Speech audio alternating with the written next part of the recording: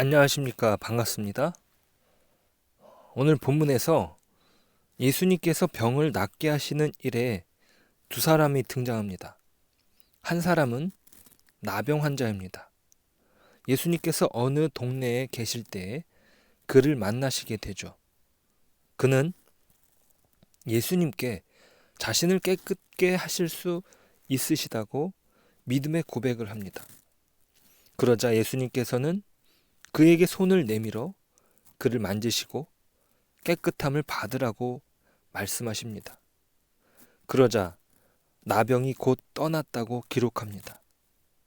나병의 부정함은 전염될 수 있기에 예수님께서 나병 환자를 손으로 만져서 치유를 하셨다는 것은 특별한 의미를 갖습니다. 이것은 예수님께서 성경에서 말하는 규례를 범한 것이 아닌가 생각할 수도 있지만 그렇지 않습니다. 오히려 예수님께서 손으로 만지며 명령하시자 부정함은 떠나갑니다. 예수님께서 손으로 만지신 것은 사회로부터 고립되어 있었던 나병 환자에게 다시 돌아온 것을 환영한다는 것을 의미합니다. 깨끗하게 되었기에 그는 환대를 받을 수 있는 것입니다. 율법에서 규정한 부분도 그렇습니다. 치유가 이루어진다면 사회에 속하여 생활할 수 있다는 것이에요. 나병 환자가 자신을 예수님께서 깨끗하게 하실 수 있다는 믿음은 그러한 회복을 전제로 했던 것입니다. 그리고 예수님께서는 이렇게 말씀하시죠.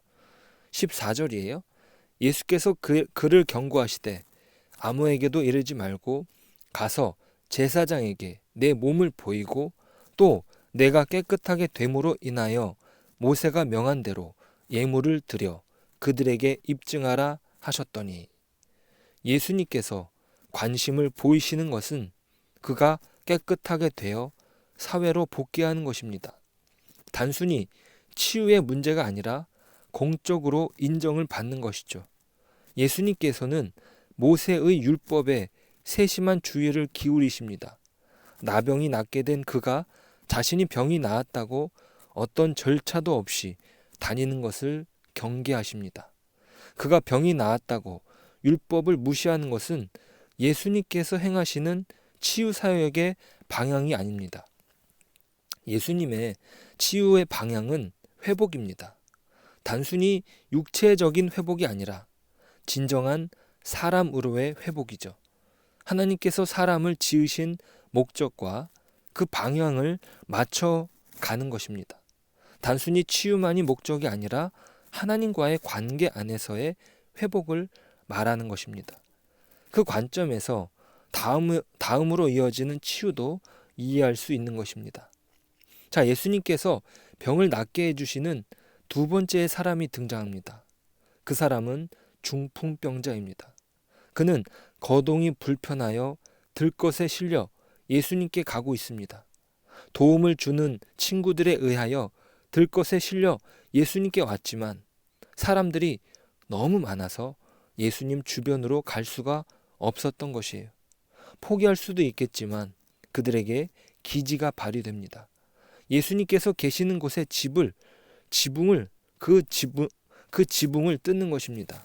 이스라엘 사람들의 집은 그 지붕이 평평합니다. 지붕이 평평하고 그곳으로 오를 수 있는 계단이 있었기에 지붕을 메웠던 것도 점토였기에 그것이 마르면서 갈라진 틈새가 있었기에 그것을 뜯어내는 것은 가능했던 것입니다. 그렇게 지붕을 뜯어내고 자신의 동료를 예수님께 보여드리기 위하여 밑으로 내렸던 것입니다. 예수님께서는 이 과정에서 이들의 믿음을 보셨다고 기록합니다. 20절이에요. 예수께서 그들의 믿음을 보시고 이르시되 이 사람아 내 죄 사함을 받았느니라 하시니, 나병 환자를 낫게 하시는 장면에서도 그가 예수님께서 자신을 깨끗게 하실 수 있다는 사실을 믿으며 나아갔던 것처럼 이 사람들이 예수님께 나아올 수 있었던 것은 그들의 믿음이었던 것입니다. 그런데 예수님께서 중풍병자에게 말씀하시는 것이 아주 특별합니다. 주님께서는 그 사람에게 죄사함을 선포하십니다. 이것이 예수님께서 말씀하시는 치유 사역의 핵심인 것이죠. 죄사함은 궁극적으로 치유 사역을 통해서 이루시는 예수님의 목적입니다. 단순히 예수님께서는 병을 낫게 하시기 위하여 치유 사역을 베푸신 것이 아닙니다. 그러한 차원에서 예수님께서 병자를 고치셨다면 예수님께서는 병원을 차리시면 되는 것입니다. 그런데 왜 예수님께서 이렇게 중풍병자에게 죄사함을 말씀하시는 것일까요? 자, 그것은 그 자리에 있었던 바리새인들과 율법 교사들과도 연관이 있습니다. 예수님은 나병 환자를 치유하시며 그 깨끗하게 된 것을 아무에게도 이르지 말고 제사장에게 몸을 보이고 율법에서 정한 대로 예물을 드려 그것을 입증하라고 하셨습니다. 예수님의 관심은 그 사람의 질병이 낫는 것에만 있지 않으며 진정한 회복이 있기를 원하십니다. 그 과정에서 율법을 중요하게 여기셨던 것이죠. 이것이 바리새인들과 율법 교사들에게 특별한 관심을 불러일으킨 것입니다. 이 예수라는 사람이 단순히 병만 고치는 것이 아니라 율법에 대한 감각이 특별하여 자신들과 함께 일을 할 수도 있지 않겠는가 눈여겨 보고 싶었던 것이죠. 누가복음에서 처음으로 등장하는 이 바리새인들과 율법 교사가 나병 환자가 치유를 받고 율법적인 절차를 밟을 것을 예수님께서 권고하신 뒤에 등장하는 것은 그러한 맥락일 것입니다. 예수라는 사람을 단순히 치료에 능한 사람으로만 여겼던 것이 아니라 율법적인 감각이 특별한 사람으로 눈여겨보았던 것입니다. 그러한 과정에서 예수님께서 가르치시는 곳에 17절의 기록에 의하면 갈릴리의 각 마을과 유대와 예루살렘에서 바리새인과 율법 교사들이 와서 앉아 있는 것입니다. 이들은 단순히 병 고치는 그 장면에 관심보다는 예수라는 사람이 자신들과 어떻게 협력할 수 있을지를 모색하고 싶었던 것이에요. 자, 그런데 예수님께서는 이 중풍병자를 고치시는 죄사함을 허락하십니다. 자, 이전에는 꺼내시지 않았던 전혀 다른 말씀을 꺼내시는 것이죠. 더 민감하게 반응할 수 있는 서기관과 바리새인들이 있는 그곳에서 말이에요. 실제로 예수님의 말씀에 반응하는 사람들이 누구인지 보십시오. 21절에 보시면 서기관과 바리새인들이 생각하여 이르되 이 신성모독하는 자가 누구냐? 오직 하나님 외에 누가 능히 죄를 사하겠느냐? 서기관과 바리새인들이 신성모독이라고 생각합니다. 그들은 예수님을 단지 인간으로 생각했던 것이죠. 자신들과 어떤 일을 모색할 만한 사람으로 생각한 것이에요. 하나님 외에 능히 죄를 사할 수 있는 분이 없음을 그들은 알고 있습니다. 율법에 능통한 사람들의 판단은 날카로운 것이죠. 예수님께서 그 생각을 아시고 이렇게 말씀하시죠. 22절 예수께서 그 생각을 아시고 대답하여 이르시되 너희 마음에 무슨 생각을 하느냐. 23절 내 죄 사함을 받았느니라 하는 말과 일어나 걸어가라는 말이 어느 것이 쉽겠느냐. 자, 예수님께서는 그들의 생각을 아셨고 물으십니다. 내 죄 사함을 받았느니라 하는 말과 일어나 걸어가라 하는 말 중에 어떤 것이 쉽겠느냐는 것이에요. 물론 둘 다 어려운 것입니다. 죄를 사하는 것은 실제적으로 인간에게는 불가능한 이야기지만 말로는 쉽게 할 수도 있을지 모릅니다. 그렇지 않지만 그런 척 할 수 있지만 전자는요. 근데 후자의 경우는 일어나 걸어라 라는 것은 말로만 쉬운 것이 아니라 그것이 당장에 일어나지 않는다면 바로 거짓이 판명되는 것입니다. 그것이 거짓으로 판명이 된다면 앞의 말도 당연히 거짓으로 판명이 된 것이죠. 당장의 증거가 필요한 내용입니다. 그리고 예수님께서 이렇게 말씀하십니다. 24절 그러나 인자가 땅에서 죄를 사하는 권세가 있는 줄을 너희로 알게 하리라 하시고 중풍병자에게 말씀하시되 내가 내게 이르노니 일어나 내 침상을 가지고 집으로 가라 하시매 그 사람이 그들 앞에서 곧 일어나 그 누웠던 것을 가지고 하나님께 영광을 돌리며 자기 집으로 돌아가니. 예수님께서는 중풍병자를 일으키심으로 예수님께서 죄를 사하시는 권세가 있으신 하나님의 아들이라는 사실을 증명하십니다. 하지만 바리새인들, 율법학자들은 믿지 않습니다.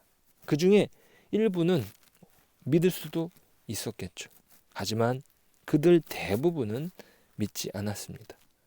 중풍병자가 일어남으로 인하여서 예수님의 말씀이 모두 실현 가능한 진리의 말씀이라는 사실을 알리신 것입니다. 예수님의 치유 사역은 단순히 병을 고치는 문제가 아니라 하나님과의 관계를 회복시키는 근본적인 문제를 해결하시는 중요한 사역으로 행하신 것입니다. 그 과정에서 예수님께서는 믿음을 보셨던 것이죠. 예수님께서 우리에게 이루시는 것은 무엇입니까? 단순히 율법적인 질병을 고쳐주시는 것입니까? 아니면 율법적인 요구에 응답해 주시는 것입니까? 우리 주님께서는 그것들을 무시하시지 않으시지만 그 모든 것을 넘어서시는 궁극적인 회복을 말씀하십니다. 우리의 필요가 이루어지는 것을 얘기하는 것이 아닙니다. 어떤 신념을 말씀하시는 것도 아닙니다. 그것은 주님 안에서 진정한 회복을 말씀하십니다. 어떤 규정이나 법칙을 대변하는 바리새인들이 화를 내고 있는 장면에서 예수님은 보다 진정한 회복을 말씀하십니다. 율법 그 자체를 목적하시는 것이 아니라 율법을 통하여 이루시고자 하시는 하나님의 뜻과 계획을 주님이 가지고 오신 것이죠. 율법이라 할지라도 그것이 사람들이 욕망으로 사용한다면 바리새인들처럼 율법을 지키기 위한 율법을 만들며 그것이 사람의 진정한 회복을 방해하는 족쇄가 되는 것을 주님께서 보여주시는 것입니다. 주님께서는 진정한 율법의 정신을 회복시키십니다. 율법이 이루고자 하는 온전한 뜻은 무엇입니까? 하나님과의 관계 회복입니다. 그것이 예수님의 말씀에서는 죄사함으로 나타난 것이죠. 우리는 예수님으로만 진정한 죄사함을 얻을 수 있습니다. 우리의 문제 해결이 아니라 궁극적인 인간의 아름다움을 회복하는 것입니다. 우리의 어떤 간절함이 만드는 것이 아니라 그것을 받아주시는 분께서 그것을 만들어주시는 것이죠. 진정한 인간성을 회복하고 진정한 인간된 대접을 우리에게 허락하시는 그분께 우리는 항복하는 것입니다. 우리가 처해 있는 상황을 쳐다만 보고 계시는 것이 아니라 아이고 불쌍하다 이렇게만 말씀하시는 것이 아니죠. 그분이 이 땅에 직접 오셔서 우리 아픈 현실을 함께 경험하시고 그 아픈 현실 속에서 예수님께서 죽으심으로 우리의 현실이 얼마나 냉혹한가를 보여주십니다. 그리고 하나님께서는 그를 죽은 자 가운데서 살려내셔서 세상이 가지는 법칙이 전부가 아니라는 것을 온 세상과 역사에 증언하십니다. 그리고 오늘의 말씀에 내 죄 사함을 받았느니라는 선언과 함께 우리도 동일하게 놀라운 회복으로 인도해 주시는 은혜를 확인하게 됩니다. 예수 그리스도 안에서 말이죠. 우리는 주님의 이 선언과 함께 성숙할 수 있으며 참된 회복을 누릴 수 있습니다. 그래서 우리는 기도할 수 있는 것이죠. 이것이 우리만이 가지는 유일한 특권입니다. 오늘 우리의 험한 인생 속에서도 함께 하시며 우리에게 응답하시는 주님과 동행하는 복된 날이 되시길 주님의 이름으로 축복합니다. 하나님, 감사합니다. 우리가 주님 안에서 죄사함을 받을 수 있다는 사실에 감사드립니다. 우리의 죄로 인하여 발생한 문제들이 아무리 우리가 노력한다 할지라도 해결되지 않음을 깨닫습니다.